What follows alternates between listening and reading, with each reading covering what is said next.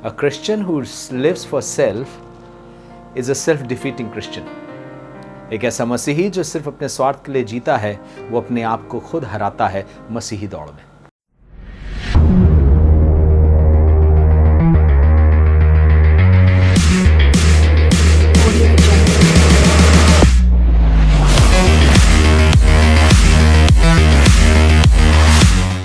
Praise the Lord. जियो जिंदगी में एक बार फिर से आपका स्वागत है अपने उसी प्रोग्राम में जिसका नाम है बिल्ट ऑन द फाउंडेशन।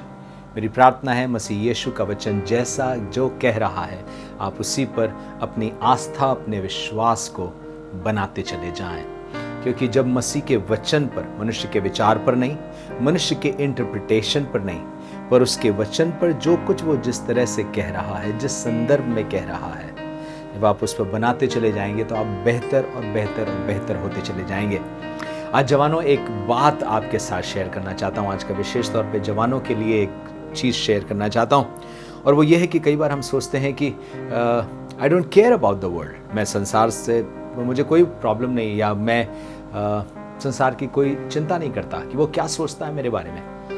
मैं सोचता हूँ कि हर एक मनुष्य सामाजिक प्राणी है, और इसलिए कुछ रीजंस बताऊंगा कि क्यों आपको समाज की भी चिंता करनी चाहिए, और ध्यान से उसको सुनिएगा। मैं विश्वास करता हूँ कि आप ज़रूर से आशीष पाएंगे। सबसे पहले तो आपको ये बताना चाहते हैं, a Christian who lives for self is a self defeating Christian. एक ऐसा मसीही जो सिर्फ अपने स्वार्थ के लिए जीता है, वो अपने आप को खुद हराता है मसीही दौड़ में। आप अपने लिए इस पृथ्वी पर आए ही नहीं हो, अपने लिए इस पृथ्वी पर बनाए ही नहीं गए हो। Because it pleased God the Father to create you. It pleased God the Father to give you the kingdom. उससे ही अच्छा लगा कि आपको बनाए, उससे ही अच्छा लगा कि आपको फेलोशिप में अपने बेटे की बुलाए, उससे ही अच्छा लगा कि आपको जगत की उत्पत्ति से पहले चुन करके आपको अपना बेटा बना सके और अपने पुत्र के स्वरूप में बना सके। उससे अच्छा लगा, और क्योंकि उसे अच्छा लगा, इसीलिए प्रकाशित वाक्य 4 अध्याय उसके 11वें पद में एक बहुत अच्छी बात लिखी है। केजेवी ट्रांसलेशन बहुत अच्छी तरह से इसको रखता है, बट वैसे पढ़ रहा हूं प्रकाशित वाक्य उसके 4:11 को पढ़ रहा हूं। हे हमारे प्रभु और परमेश्वर, तू ही महिमा और आदर के योग्य है, क्योंकि तू ही ने सब वस्तुएं सृजी और वे तेरी इच्छा से थी और सृजी गई। इंग्लिश में लिखा है, you created everything and everything is been created for your pleasure. तेरी खुशी के लिए, because you decided to do it. कौन यहोवा का मंत्री हुआ है बताइए? किसने सलाह दी कि आपको बनाए? किसने उसको बताया कि आपकी रचना करे? किसने? किसी ने कोई सलाह नहीं दी उसको। रोमियो 11वां अध्याय साफ तरीके से बता रहा है, परमेश्वर का मंत्री कोई नहीं हुआ है। अपनी बुद्धि से उसने उद्धार किया, अपनी बुद्धि से उसने सब कुछ किया है। ये उसकी बुद्धि है, और उसकी बुद्धि अगम है, उसकी बुद्धि अच्छी है। अब एक सवाल पूछना चाहता हूं, उसने एक सामाजिक प्राणी बना करके इस पृथ्वी पर आपको रखा है, क्यों? और फिर से कहना चाहता हूं कि जब एक क्रिश्चियन सेल्फ के लिए जीने लगता है तो वो सेल्फ डिफीटिंग क्रिश्चियन हो जाता है। ही डिफीट्स हिमसेल्फ। क्यों? क्योंकि स्वयं के लिए जीना हमारा उद्देश्य कभी रहा ही नहीं है। सिर्फ स्वार्थ के लिए जीना एक मसीही का उद्देश्य रहा ही नहीं है। चलिए पढ़ता हूं 2 कुरिन्थियों उसका 5 अध्याय उसके 13वें पद से पौलुस कहता है, यदि हम बेसुध हैं तो परमेश्वर के लिए, और यदि चैतन्य हैं तो तुम्हारे लिए। तो पौलुस तुम अपने लिए कह रहा, हम तो अपने लिए मर चुके ना, अब मैं जीवित नहीं रहा, मसीह मुझ में जीवित है। सो कह रहा है, अगर हम बेसुध हैं तो परमेश्वर के लिए, उसकी आराधना के लिए, उसकी सेवा के लिए। लोग हमें कहते हैं बेवकूफ है, पागल है, दीवाना है, इट्स ओके। और चैतन्य है, अगर कॉशियस हैं, हार्ड वर्किंग हैं, कुछ कर रहे हैं, तो उसके लोगों के लिए, उसकी मंडली के लिए, उसकी कलीसिया के लिए। फिर आगे सुनिए क्या लिखा हुआ है, क्योंकि मसीह का प्रेम हमें विवश कर देता है। I've been constrained, ऐसे ही नहीं कि अजीब सी दीवानगी एकदम दिमाग में छा गई, हम करना शुरू कर दिए, पर दिल ने अंदर से ऐसा जोर मारा कि हम स्वार्थ के लिए जी ही नहीं पाए। इंग्लिश में लिखा है, We are constrained by the love of God। परमेश्वर का प्रेम हमें विवश करता है, इसलिए कि हम ये समझते हैं कि जब एक सबके लिए मरा तो सब मर गए, और वो इस निमित्त सबके लिए मरा कि जो जीवित हैं वो आगे को अपने लिए ना जिए, परंतु उसके लिए जो उनके लिए मरा और फिर जी उठा। वह साफ बता रहा है कि जो जीवित हैं आगे को अपने लिए ना जिए, पर उसके लिए जिए जो सबके लिए मरा और फिर जी उठा। अब आप समझ गए होंगे किसके लिए? यीशु मसीह के लिए। अब आप सोच के देखिए, आप किसी बाजार में जाएं और बाजार में जा करके आप कोई सामान का दाम चुका दें, आप मान लीजिए एक शूज़ बहुत अच्छे लगे, आपको एक पेयर शूज़ बहुत अच्छे लगे और आपने कहा ये शूज़ हमें चाहिए, और आपने वो शूज़ का दाम चुका दिया, लेकिन वो शूज़ आपको नहीं मिले। वो शूज़ जो दुकान वाला था उसने रख लिया, आपका पैसा भी रख लिया और वो शूज़ भी रख लिए। आपको क्या लगता है आप भी उसी तरीके से यीशु मसीह का लहू भी ले लेंगे और अपने स्वार्थ के लिए जीते भी रहेंगे? कैसे पॉसिबल नहीं है? उससे वो चाहिए जिसके लिए उसने कीमत चुकाई है। और क्या कीमत चुकाई है उसने? पहला कुरिन्थियों 6 अध्याय में बहुत क्लियर उसने बताया है, उसने अपने खून को दिया है। पहला पतरस पहले अध्याय में भी उसने अपने खून को दिया है हमारे छुटकारे के लिए। अब हम स्वार्थ के लिए जी ही नहीं सकते। We just cannot live for self. One more time, let me reiterate, let me say it again. एक बार फिर से कहना चाहता हूं, स्वार्थ के लिए जीने वाला मसीही, अपने लिए जीने वाला मसीही, अपने उद्देश्यों के लिए जीने वाला मसीही पहले ही डिफीट हो चुका है, क्योंकि उसे परमेश्वर का उद्देश्य नहीं समझ में आ रहा है। इसलिए जवान बच्चों, आपके पास सवाल उठता है, फैशन कहां तक? बालों में क्या खा सकता हूं, क्या नहीं खा सकता हूं, क्या पी सकता हूं, क्या नहीं पी सकता हूं? अगर मैं पान खा करके, मीठा पान खा करके ऐसे घूमूं, सुपारी खा करके ऐसे घूमूं और ऐसे ऐसे बात करूं सबसे, आप बताइए मैंने कौन सा गुनाह कर दिया? वो पान का पत्ता ईश्वर ने बनाया, वो सुपारी ईश्वर की बनाई हुई है, वो कत्था जिस पेड़ से निकल के आया वो ईश्वर का बनाया हुआ है, वो चूना परमेश्वर का बनाया हुआ है, और मैंने उसको लगा लिया और मैं तंबाकू भी नहीं डाल रहा हूं। अब मैं पान ऐसे खाता हुआ चला जा रहा हूं, एक पादरी होने के नाते, मैं पान खाते चला जा रहा हूं। आपको क्या लग रहा है कि बहुत अच्छा मैं प्रेजेंट कर पा रहा हूं कुछ, और आप मुझे कहेंगे वाह, वो मुझे, I love that, he is the coolest pastor that I have ever known. मुझे इसमें कोई, आपको ये बताते कोई प्रॉब्लम नहीं हो रही कि आप नरक नहीं जाओगे, ये सब करके आप नरक नहीं जाओगे, बिल्कुल नहीं जाओगे। But have you ever thought about the society that you live in? The family that you've been raised in? The kind of friends that you have?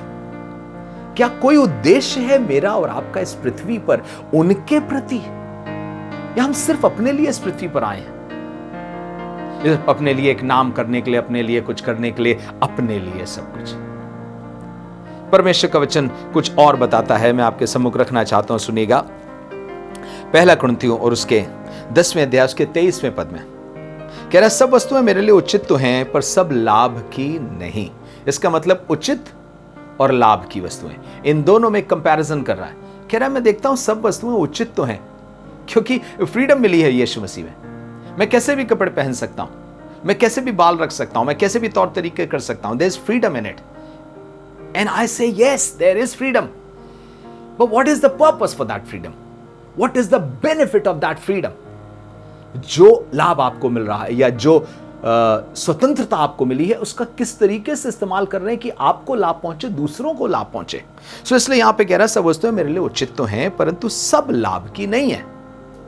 फिर आगे कह रहा है सब वस्तुएं मेरे लिए उचित तो हैं, परंतु सब वस्तुओं से उन्नति नहीं। हालांकि ये फैशन वगैरह के लिए कुछ नहीं कह रहा था। ये किस विषय में कह रहा था? ये विषय में कह रहा था क्योंकि कुरिन्थ में एक जगह था, सूर्य का मंदिर था वहां पर, और बगल में ही समुद्र का किनारा था, और किनारे के पास ही सूर्य का मंदिर था। मैंने उसको देखा है, और वहां पर क्या हुआ करते था कि वहां पे पार्टीज होती थी और उनको चढ़ावा चढ़ाया जाता था, और बहुत ढेर सारा मांस पकता था, और लोग वहीं पर नाचते थे, खाते थे, पीते थे और एंजॉय किया करते थे।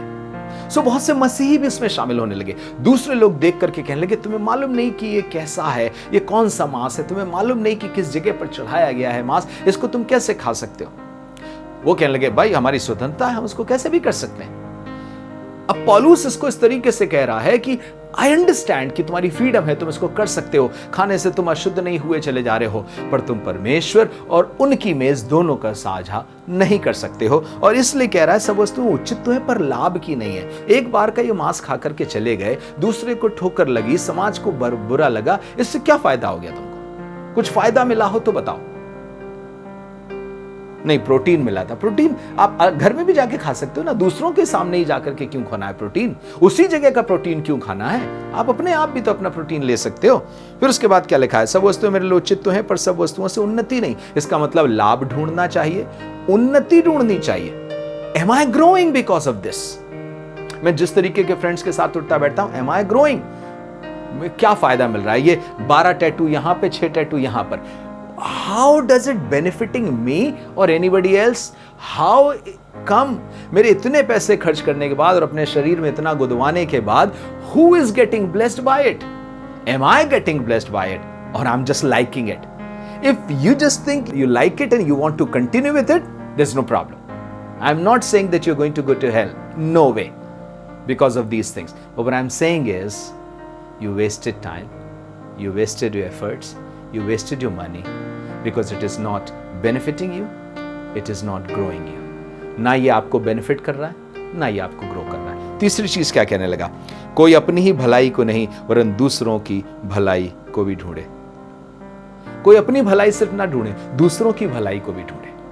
ओ, तो ये ध्यान में रखना है।